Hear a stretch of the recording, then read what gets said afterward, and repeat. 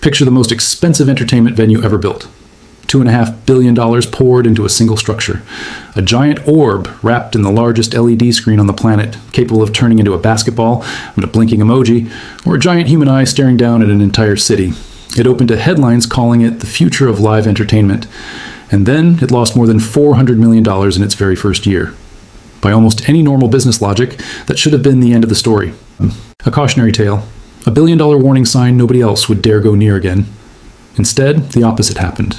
Abu Dhabi signed off on its own version. South Korea started drawing up plans for one. A smaller model is already under development just outside Washington, D.C. London flirted with the idea before pulling out at the last minute. And somewhere in the middle of all this, a genuinely strange question started to form. If the original Sphere still hasn't proven it can consistently turn a profit, why does it feel like everyone suddenly wants one? To understand what's happening here, you first need to understand exactly what the Sphere actually is and why it was such a strange, singular bet to begin with. The MSG Sphere opened in Las Vegas in 2023, and almost immediately it broke the internet. At 112 meters tall and 157 meters wide, it's the largest spherical structure ever built, wrapped from top to bottom in what's known as the exosphere, the biggest LED display surface on Earth. From the outside, it barely reads as a building at all. It reads more like a piece of urban theater, or, depending on who you ask, the world's most extravagant billboard. One night, it might transform into a giant basketball for a sporting event. The next, a colossal blinking emoji, or a human eye slowly scanning across the strip, unsettling in a way that's somehow become part of its appeal. Step inside and it becomes something else entirely, a fully immersive bowl of a room, surrounding audiences with an ultra-high-resolution screen and spatial audio precision tuned to every single seat. In a city that already has a guitar-shaped hotel and a scaled-down replica of the New York skyline, building something that could still stop people in their tracks was no small achievement. And for a while, it looked like the gamble had paid off. The Sphere quickly became the highest-grossing concert venue in the world, and by 2025, it had sold more than 3 million tickets and pulled in over $400 million just from the Sphere experience, its flagship immersive show. On the surface, that looks like a runaway success story, but the reality underneath those headline numbers has always been far messier. The Sphere cost roughly $2.3 billion to build, making it by far the most expensive entertainment venue ever constructed in a city that doesn't exactly have a track record of being cheap.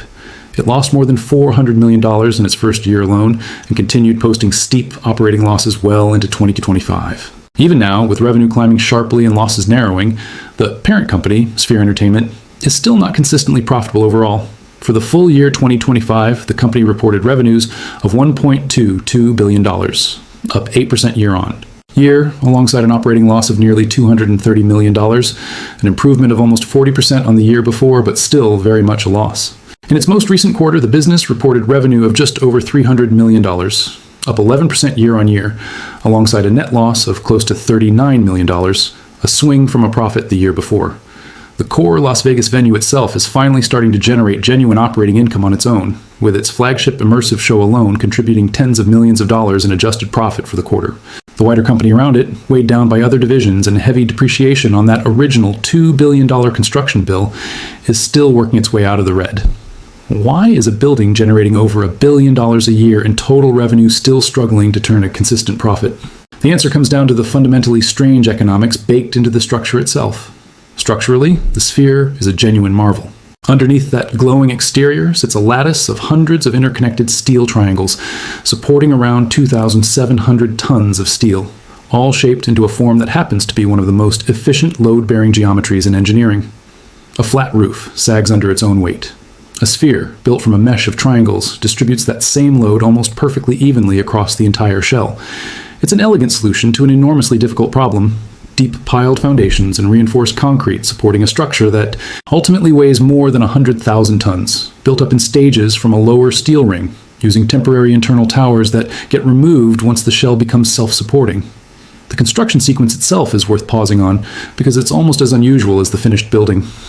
Engineers start with deep foundations and piling designed to carry that 100,000-ton load, then build a multi-level podium that acts as the base for everything above it. From there, thousands of custom-fabricated steel components get assembled in rings, working upward, essentially building a geodesic dome that just happens to close in on itself into a complete sphere rather than stopping at a half-dome shape. Temporary. Steel towers get erected inside the structure as it rises, holding everything in place and giving cranes and construction crews somewhere to actually stand while the shell takes shape around them. Only once that outer shell becomes genuinely self-supporting do those internal towers come out, leaving behind a vast hollow orb ready to be fitted with seating, screens, and the technology that turns it into a venue. It's the kind of build sequence you'd more likely associate with a stadium roof or an aircraft hangar than a piece of entertainment architecture, and every city currently drawing up its own sphere is essentially signing up to repeat that same enormously complex process from scratch. But that engineering brilliance comes with a brutal economic catch.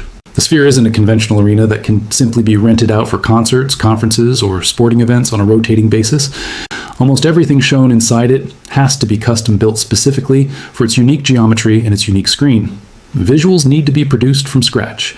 Sound design has to be engineered around a room shape that doesn't exist anywhere else. Production budgets for a single sphere native show can run into the tens, occasionally the hundreds of millions of dollars, and unlike a normal venue, the building can only run one show at a time. If that one show underperforms, there's no easy backup act waiting in the wings to fill the seats next week.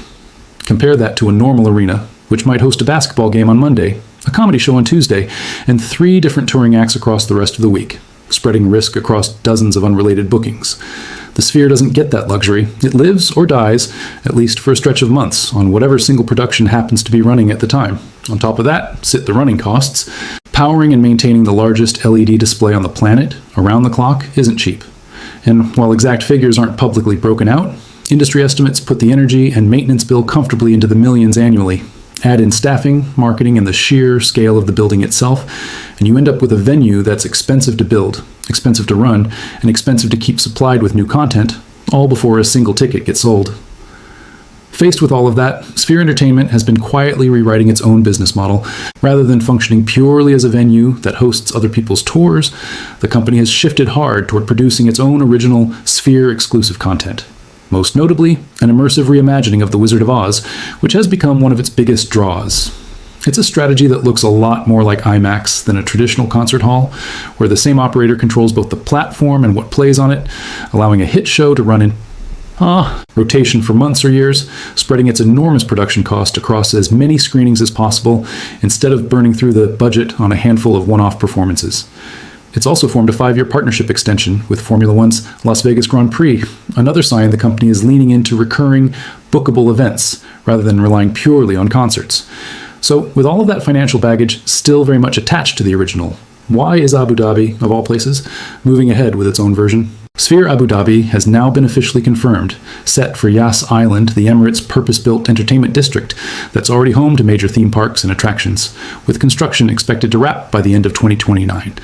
It's being pitched as one of the biggest entertainment infrastructure investments in the UAE in years, expected to cost somewhere in the region of $1.7 billion, a touch cheaper than the final Las Vegas price tag, while still holding around 20,000 people beneath its own giant immersive screen.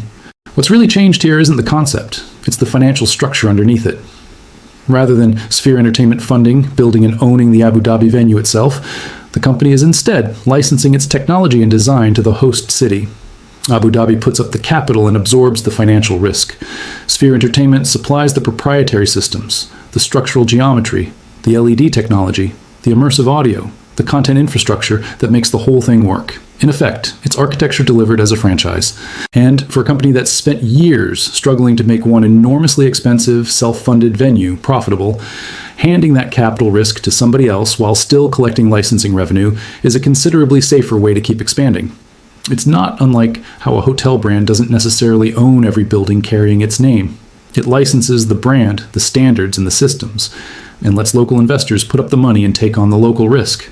If that's genuinely the model going forward, the company's own balance sheet exposure to a Sphere failing in Seoul or Abu Dhabi looks very different from its exposure to Las Vegas, where every dollar of construction cost sat squarely on its own books.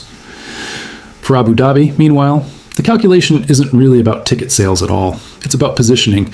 The project sits squarely inside the Emirates' wider tourism strategy through 2030, aimed at diversifying its economy away from oil and turning the city into a global entertainment destination in its own right, going head-to-head with Dubai and Saudi Arabia in the process. Dubai has plenty of record-breaking superlatives to its name. It doesn't have the world's largest Sphere. That kind of competitive, headline-grabbing thinking is a big part of what's fueling interest in other cities too.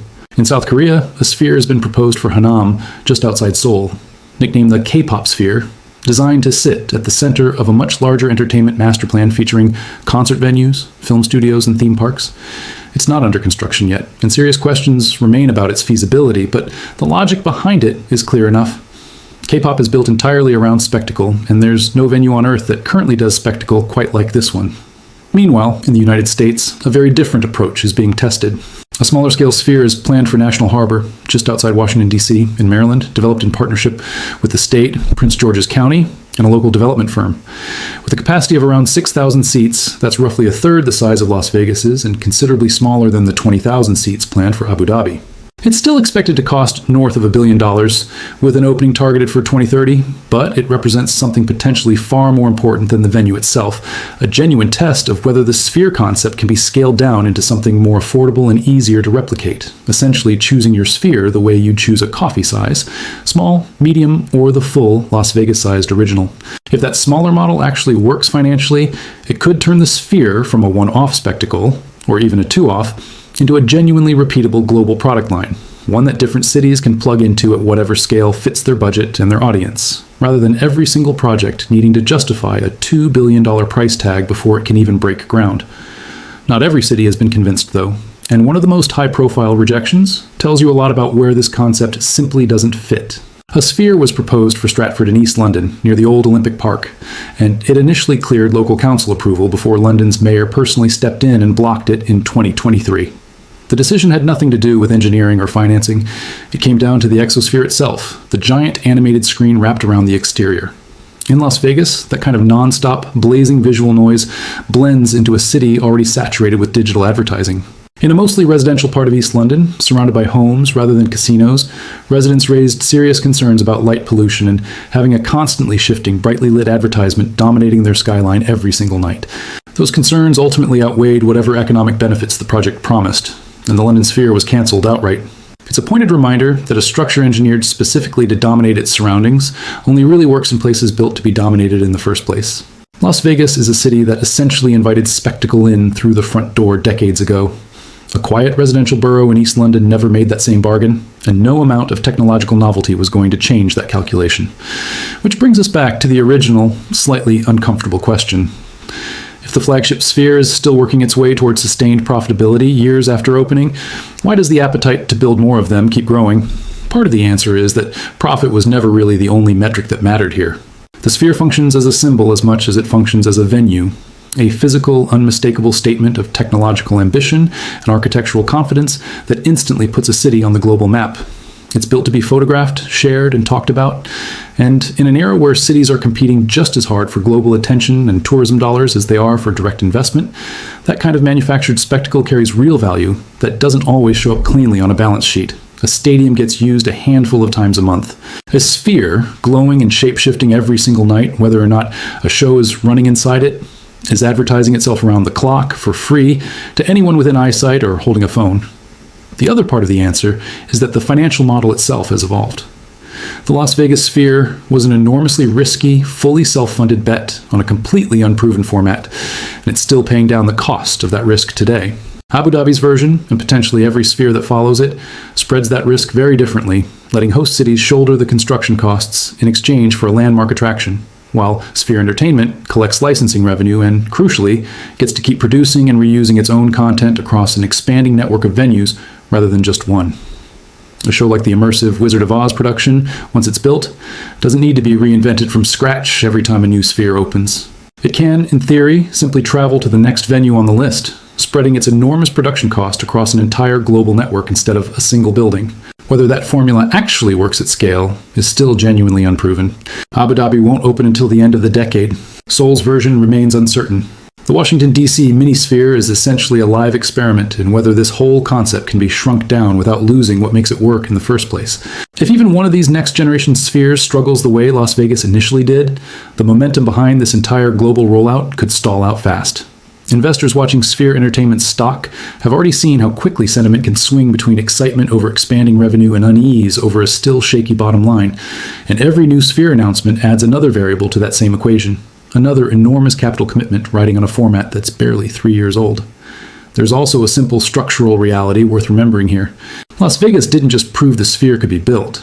It proved the Sphere could be filled night after night in a city already primed for spectacle, tourism, and disposable entertainment, spending on a scale almost nowhere else on Earth can match. Every city now chasing its own version is effectively betting it can replicate that same audience appetite somewhere else entirely, whether that's a purpose-built tourism island in the Gulf, a K-pop entertainment district outside Seoul, or a mid-sized venue tucked into the DC suburbs. Some of those bets look considerably safer than others. But for now, the bet keeps expanding rather than shrinking. The Sphere didn't fail so much as it revealed exactly how expensive, how fragile, and how genuinely strange this new category of entertainment venue really is. And apparently, for a growing list of cities chasing global attention, that risk still looks worth taking. If you enjoyed this look at the economics behind the world's strangest entertainment venue, make sure you're subscribed for more deep dives into the megaprojects reshaping cities around the world.